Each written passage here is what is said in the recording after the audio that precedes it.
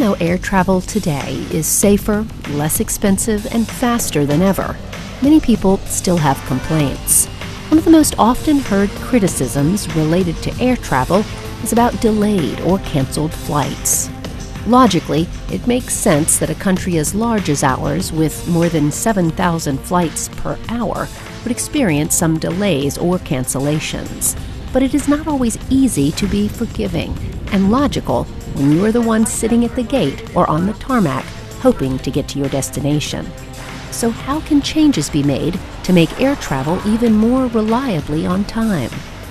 NASA and its partners are pushing to make present and future travel more reliable with less delays and cancellations by improving our already robust systems. NASA, the FAA, airlines, industry, and academia have all been working on a collection of airspace technology demonstrations, or ATDs, that are geared toward delivering near and long-term benefits that will help improve our air transportation system. Coming up on this episode of NASA X, we will look at two of these ATDs and find out how this incredibly complex work is being developed from off the drawing board into the state-of-the-art for air traffic management.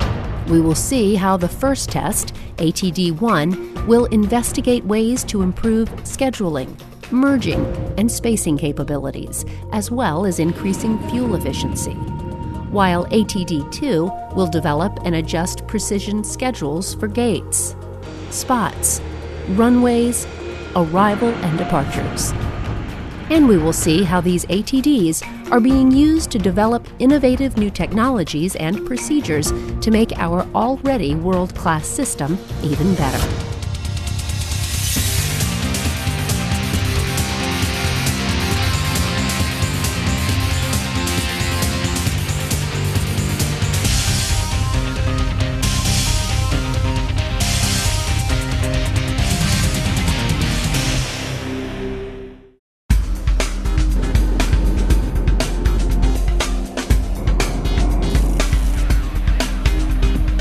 For anyone who travels, we have all been here.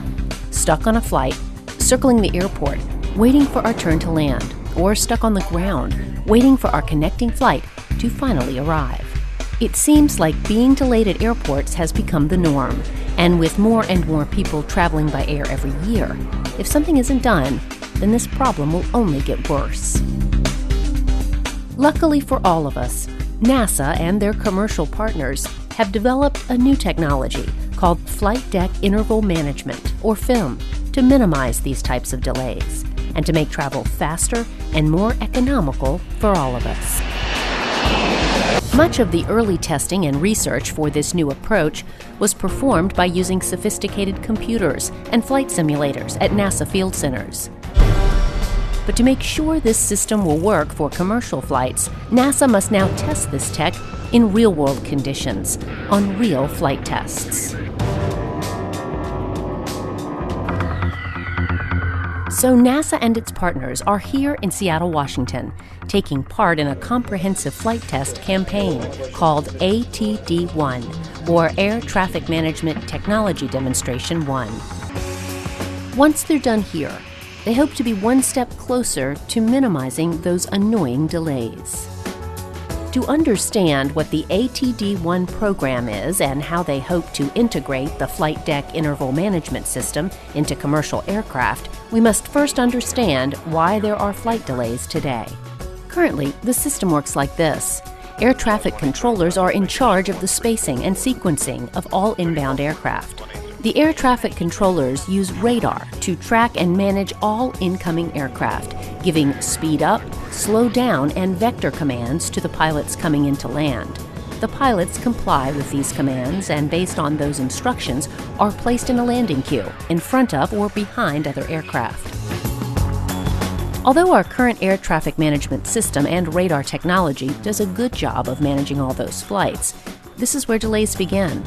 Radar can be imprecise, and because voice communication between humans introduces delays, the air traffic controllers are cautious and require greater spacing between airplanes to maintain safety. The spacing gets even larger at peak times and in bad weather, causing more delays. Because researchers know why there are delays, they think they know how to solve the problem. With the current technology that we use, which a lot of it from the radar dates from the 40s and 50s, with a lot of the procedures that we've built around it from the 60s, 70s, and 80s, that we're pretty close to the maximum capacity that we have with the current system. So this does specifically address that we think we've hit that limit, and we're looking for a new way to do business so that it is more scalable, more responsive, more efficient. And so instead of relying just on radar, which is still very effective, we're relying on something called ADS-B, which is automatic dependent surveillance, which is broadcasted. And so now we have the aircraft are actually sending out signals that all the other aircraft and the ground can see. This gives us much more accurate information. We can create more sophisticated plans, and then the decision support tools that AIM's built for the controllers and what we're building for the pilot allow the controllers and pilots both to execute to this much more sophisticated schedule than we have currently.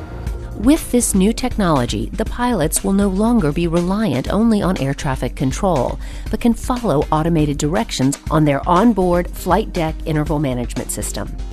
Air traffic controllers are responsible for spacing. With film and understanding ADS-B, we now have the capability on the airplane that we can get signals from the other airplanes and know where they're at. We know their state data, we know their speeds, their altitudes, and so we can actually space them off of each other so that we are getting more airplanes through. Right now, air traffic controllers space people further apart because they don't know necessarily the winds and how the airplane is reacting, because every airplane reacts differently. But if you put that information in the cockpit with the pilot and have the air traffic controller issue him a flight deck interval management, a FIM clearance, then he can space off the guy in front of him, so you're getting more airplanes through. It's not an easy problem to solve, because right now you've got everybody lined up, but what about when you have those guys coming from the other direction? You've got to create a space for them and slide them into the chain to get them in also. And so it'll be boom, boom, boom. Even when you get weather, you will be able to target them in and get more airplanes in and out so that you're increasing your throughput, which saves fuel, saves time, saves money ultimately for the consumer. It works like this. This NASA-developed software keeps track of the speed and position of the airplanes as they approach an airport. GPS signals determine each plane's location and ground speed, then broadcasts this information to satellites and ground stations about once every second. The FIM system automatically calculates how fast the planes should be traveling to maintain the proper spacing between them, and displays that information on a tablet in the plane's cockpits. The pilots see their speed and the speed of other aircraft around them in real time, allowing for safe distancing until the landing gear touches the ground. Because this software can predict the moment when an airplane touches down within a few seconds, pilots and ground controllers plot each plane's route more easily and efficiently. With tighter spacing, planes won't loiter in the air as long, which means there is the potential to use less fuel, reduce noise and pollution for communities around airports, and have fewer flight delays for the flying public.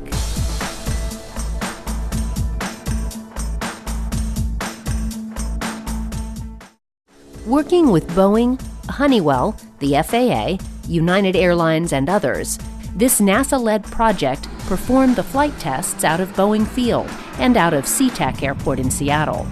For these tests, they flew 3 research vehicles, including Honeywell 757, a Honeywell business jet, and a United Airlines 737.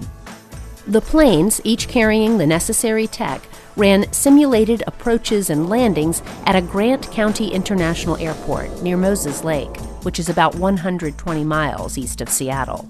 These tests were invaluable, helping the team to see what works and what needs some tweaking. The average day will probably start off 7 o'clock, 7:30. We'll have a mass brief where we get all the flight crews and the flight test directors and engineers together. We'll talk about the day. We're going to have air traffic control representatives in the briefing with us as well. And then by 9 o'clock, 9:30, we will be at the aircraft and take off from both Boeing Field, which is where the 2 Honeywell aircraft will be, and then Seattle Tacoma International, which is where the United aircraft will be. As the day begins, each plane takes off and they head to their testing area. Then, Follow the Leader begins. It's interesting that you say follow the leader, because that's a very simple description of what we're trying to do. There's one aircraft that would be identified as a lead aircraft. They're using automatic dependent surveillance broadcast signals. The aircraft that are following them have been given instructions: follow your leader, follow that aircraft by 180 seconds. And now what we've developed are software tools and displays that can show the flight crews whether they're at that 180 seconds, whether they're going a little bit too quickly or a little bit too slow. If they're a little bit out of position, it can guide them back into that position with these tools. And everybody stays in line, and the flow of traffic continues on down to the runway very smoothly now. So far, this software-based technology is being well received by industry and NASA. In fact, the Terminal Sequencing and Spacing, or TSAS, software that is part of this project won NASA's 2017 Software of the Year award for its importance to flight operations.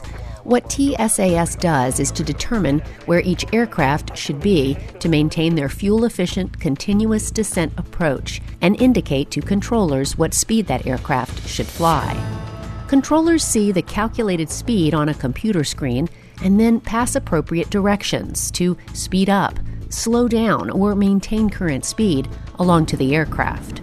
The goal is to use this kind of speed control to enable all of the continuously descending aircraft to safely merge together at a point in the sky where they can be handed off to an airport for their final approach and clearance to land. All of the tools in ATD-1 testing are helping to lead the way to more efficiency in the air traffic system, making travel more reliable and consistent. More testing will continue in the months to come, but as for right now, this approach looks incredibly promising.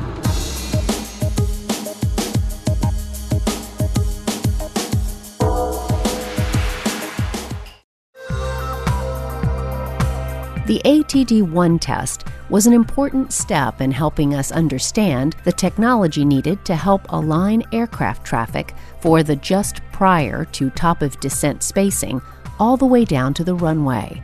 But that is just one part of the problem. Other areas, including the arrival, departure, and surface areas around the airport, will also need to be updated and modernized to complete the overhaul. This is a very challenging endeavor due to the fact that we can't just change out the current system overnight. We must work in incremental steps to learn how to improve this system too.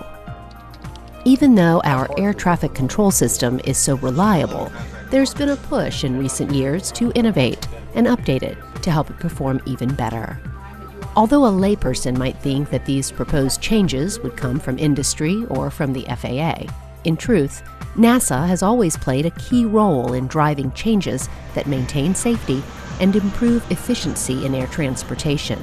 The agency best equipped to make these changes is NASA. Daily operations, safety, regulations, and policy for our air traffic system are run by the FAA. Because just keeping the system running is such a daunting task, the FAA focuses almost exclusively on near-term activities and goals. The airlines are in business to fly passengers in a very competitive market, so long-term research on their own is not feasible either. But NASA has the ability to take the long view and to lead transformative research efforts that could take years. Together, NASA, the FAA, air traffic controllers, and industry can develop a plan of action that meets everyone's needs, including those of the flying public. What the FAA does is it tries to manage the flow of aircraft through the airspace so the carriers, the Uniteds, the Americans can provide you the opportunity to fly from where you live to where you want to go. The FAA tries to do that in the most cost-effective and efficient way, so because there's demand grows, we need to try to keep that a cost-effective solution and a reasonable solution for you as a passenger. The last thing you want to do is spend hours in airports waiting for your next flight. What NASA does is build the technologies that allow us to meet that need.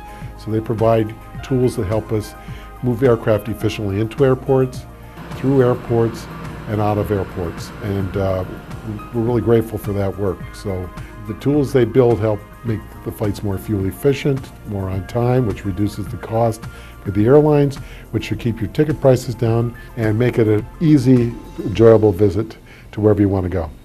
Although our air transportation system is the best in the world, there are still inefficiencies. In a busy airport environment, a lack of communication and coordination can be issues amongst the operators who are responsible for managing the phases of flights. And with the growth of air traffic, terminal airspace is becoming even more congested and inefficient, which can lead to bottlenecks on the surface. So how can we find ways to make the current system more efficient? This is where NASA's ATD-2 demonstration comes in. The ATD-2 testing focuses on ways to integrate the different systems that can cause these inefficiencies into a new, innovative system. It will integrate arrival, departure, and surface technologies, or IADS, and other older technologies to improve the traffic management system at the airport. This will increase predictability of aircraft movement times, improve overall system efficiency, and reduce fuel burn and emissions. That means that this tool will help airlines save money and passengers save time with less delays. In order to learn how to implement this system nationwide, NASA and its partners are testing the new systems in a real-world environment. Air traffic controllers and airline personnel will evaluate the system as they use it to manage air traffic operations at a busy hub airport. I've been involved with NASA since about 1995 and been participating in a lot of their demonstrations. I knew they were the right people to go to, and we got together and we talked it through. After looking at several options, Charlotte Douglas International Airport in Charlotte, North Carolina, was chosen to conduct initial testing. Charlotte was ideal for many reasons. It turned out when the FAA and NASA were looking for a location to demo this technology they were developing, Charlotte turned out to be an ideal location, primarily because of where we're located along the East Coast and the multiple centers that we deal with. We have a very difficult time getting aircraft off the Charlotte airport into the overhead streams, and we have 9 very definite arrival and departure banks a day at Charlotte with about 45 minutes of recovery time between each of them. You could not have tested a technology such as this at an airport like Newark, LaGuardia, or JFK. You run the risk of grinding the whole system to a halt. So Charlotte was an ideal location to roll this out, and eventually this technology, after it's incorporated into TFDM, will be rolled out to all those other busy airports. Anybody who takes a look at the Charlotte Douglas International Airport and sees a map of it sees the runways of a major international airport. If they look closely, however, they'll see that we have the ramp space of a mid-sized regional airport. And our departure and arrival banks at Charlotte pretty much overlap 9 times a day, and we move between 75 to 80 arrivals and 75 to 80 departures through a very small confined ramp space at Charlotte. We can't build our way out of this one. To find the inefficiencies that are there and to make things more efficient, we're going to have to use technology. And once we begin using this technology and are sharing the information that we have, and the airlines are sharing the information they have with us, we should both be able to come to a much better solution to this problem and become more efficient. The partnership between American Airlines, the Charlotte Airport, NASA, the FAA, both headquarters and locally with our controllers, is exceptional here. And we've worked very, very well as a team to achieve the objectives that we wanted from the project. And I think it's been a huge success because of that collaboration. We're very excited about this partnership in Charlotte especially, and we have not only American Airlines involved with NASA, but the local FAA folks are involved, the airport authorities involved. It's a real true collaboration. The airport surface for many, many years has been sort of the black hole in terms of understanding what's happening on the surface and how that connects to the overhead stream of aircraft. So what we want to do is be able to give the traveling public, whether it's American Airlines or other carriers, a more predictable experience, because there's still a lot of uncertainty today when you push away from the gate and you wait to take off, and I think we've all been through that at one time or the other. The ATD-2 software will combine multiple concepts and technologies, including the FAA's 3 major operational decision support system technologies called Traffic Flow Management System, Time-Based Flow Management, and Terminal Flight Data Manager. Some of the most powerful stuff, it's the under-the-hood stuff that NASA has done with this dashboard that gives us a very quick look of how the health of the airport is going. We measure throughput in the FAA by number of arrivals and departures at the airport. And what we're trying to do is find the inefficiencies that are there and optimize the throughput by putting aircraft in the best possible place to meet their slot in the overhead stream. We have very high hopes that we can make things more efficient, and we'll be using this equipment to do that. Another big technology change is just the exchange of information amongst the different players in the system. Right now, each of the entities, the facilities that are responsible for controlling the traffic, pretty much operate within their sphere of influence without a lot of information flowing between the facilities. And so a big part of ATD2 is to help that communications flow amongst the different people that all are responsible for solving part of the problem. Our objective is to improve the predictability of these integrated arrival departure surface operations, because a lot of the inefficiencies that are inherent in today's system are due to the lack of predictability. People do not know what to expect when they're managing the traffic, both on the FAA side and the air carrier side. And so they're conservative in their approach. They introduce larger buffers and greater than needed traffic management constraints because they don't know what's going to happen. But by sharing information amongst the parties that are trying to solve the problem and tying it all together with a time-based scheduling system, we expect to improve the predictability and help folks be less conservative in their approach to managing the traffic, to provide smaller buffers in the system. It's a lot of different systems that may be out there today operating separately, but if we can connect them through networking, have the information and data flowing between the systems. But it's not just the fact that the data and information is beginning to flow across networks or into the other systems. It's what you do with that data also. So a lot of our technologies, you could think of, the kids today might think of as apps. So these are applications that the operators can use, but it's telling them very important and unique information about the schedule, what aircraft should be in position at what time in order for the overall operation to work most efficiently. And that information will be shared with all the participants, whereas now only part of the information is usually resident with each of the participants. But with that picture that everybody has, everybody knows what we're working towards, it can function.